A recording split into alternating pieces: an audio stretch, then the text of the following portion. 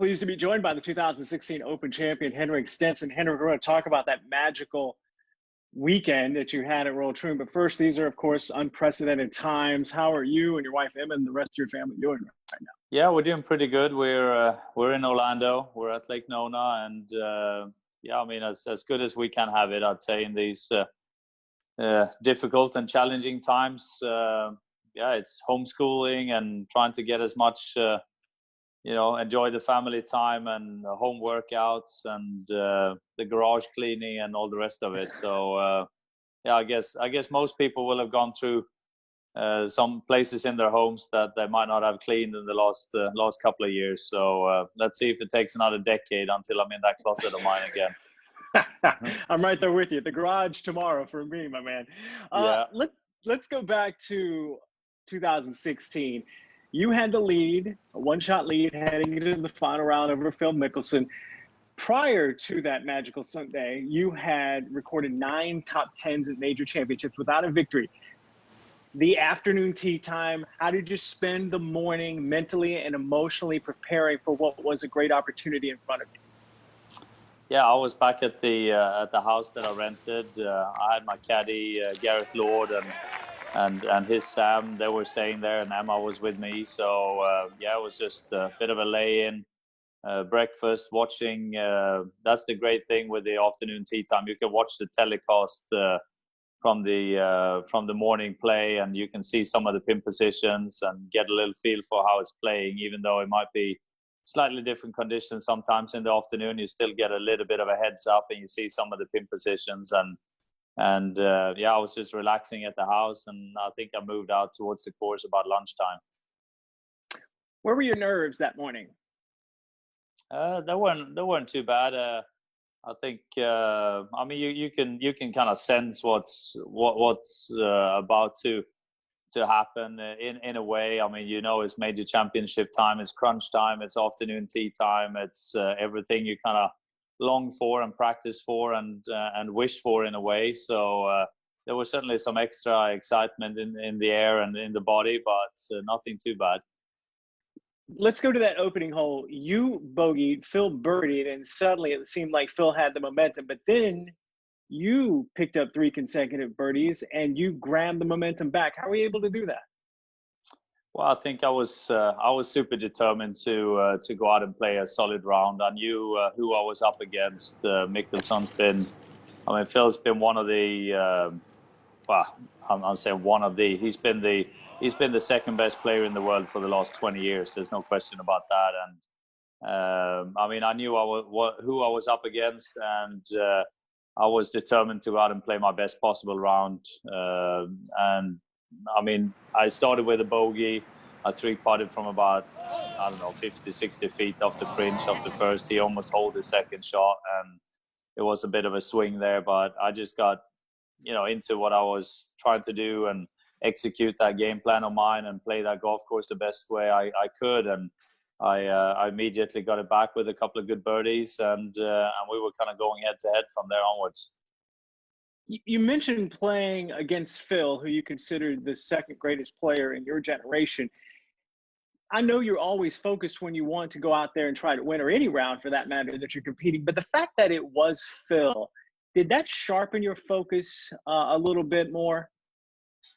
Yeah, I think, I mean, I knew he was never going to back down. I know what kind of player he is. Even if he's having not his best day on the course, his short game is amazing, and he's always going to be shooting a good number anyway. So I think that certainly helped me to go out and just go after it, go out and already from the start try and play aggressive. Even though I didn't get the best start on the first hole, I was still in the mindset of playing aggressive and going after my shots and just try and shoot as low of a score as I could do.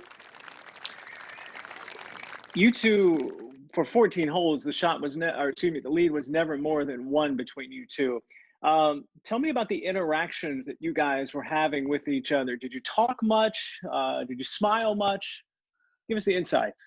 I always smile a lot, you know that.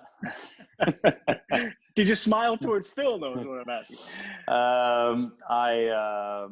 we had some smaller conversations, but it wasn't. I mean, it's always a little extra tense in the final group, and you. Well, what did you talk about? Well, I just remember walking off so what is that now then? The fourth hole. You said I made 3 birdies in a row, which I did, 2, 3, and 4. But Phil eagled the fourth, I believe. And I just said to him, we got a pretty good better ball going here already after 4 holes, because we were at 5 under combined after 4 holes. So, but I kept speaking to Gareth, to Lordy, and Phil kept on talking to Bones, and I mean it's kind of match play at that stage. So I can't really recall us having a lot of conversation out there. It was more, well done, good shot, good putt whenever that occurred, and we were just minding our own business really. And after trading punches, you birdied 14, 15, 16, and 18, and ultimately were able to win. What is your best memory from that round? Well, I just recall I'm standing over this, 18-footer, something like that, on hole number 14. And I'm just thinking to myself that I'm not going to have that many good chances on these tough final stretch for birdie. And I know Phil's he's not going to, give anything away for free. So if you want to win this championship, you better make chances like these. And I just drained that putt right in the middle on 14. And then really, when I stood on this long putt on 15, I kind of got the feeling I had on 11, because I had a long birdie putt on 11 that I came up short with, and I 3-putted. And I recalled that I had kind of almost interfered in that stroke on that first putt, that I felt like, I'm going to hit it too hard, and I decelled a little bit and came up short. And when I'm standing over this, I think it was 51-foot putt on 15, I'm just thinking, just go with the feeling. You got the pace right, and I just sent this monster putt off, and it was looking good a long ways out, and eventually hit the bottom of the cup. And I think that was my best putt ever. All right, best putt ever. Let's get into some rankings here. You had 10 birdies that day. You shoot that magical final round, and ultimately you hold the claret jug. Given the circumstances, how would you rank that final round to win the Open? Well, it's my best round ever played. Given the score that I shoot on the type of golf course in that situation for a major championship up against Phil, take everything considered. It's certainly my best round ever played. I think my final round at Sawgrass in 09, that 66 on Sunday in 09, there was my best round up until this point. But there's no question that this is my best round ever played. How would you describe the emotions of finally being able to absorb the fact that you're a major champion? Take us back to that moment, whenever that moment hit you.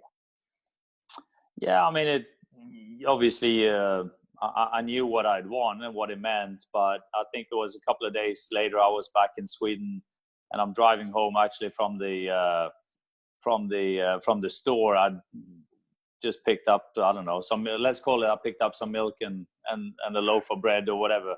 But I'm driving home, and I'm on my own in the car, and I just almost like I looked in the rear mirror, and I saw I had a smile on my face, and I kind of said it to myself, yeah, you're a major champion. And I just kept on smiling, and it was certainly a dream come true when I was a kid back in Sweden, standing on that putting green. And I mean, first you just dream about being out on tour, and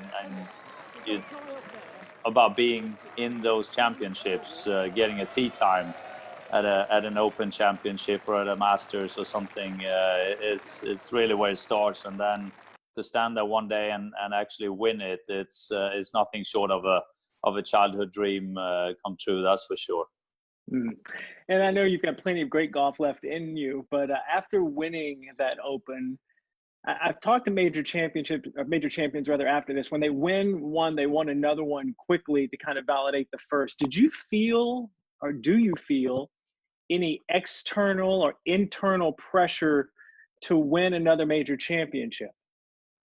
No, I don't think so. It's something I would certainly want to do, and I had a great chance if there's ever one of those rounds that I feel like, what if, that would have been if at Baltusrol, just a couple of weeks after I won at Troon, we're playing the PGA Championship, and I think I had my best ever warm-up on that Saturday. I was striping the ball perfectly, putting felt good on the putting green, and we got called out on the thunder delay, I think 12 minutes prior to my tee time.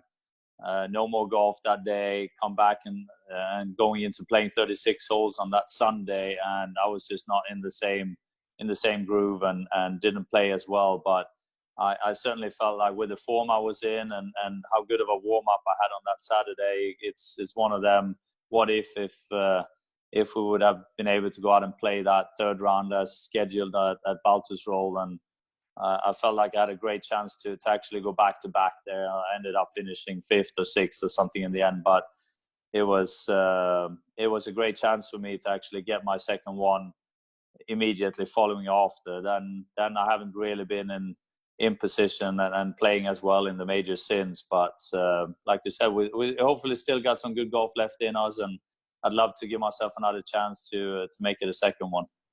Well, Henrik, we hope to see you out on the golf course soon, but right now we can just sit back and enjoy one of your greatest rounds ever. It's golf's greatest rounds, Royal Troon, your victory at the Open. You can see it Tuesday night, 9 p.m. Eastern. I appreciate you joining us, Henrik.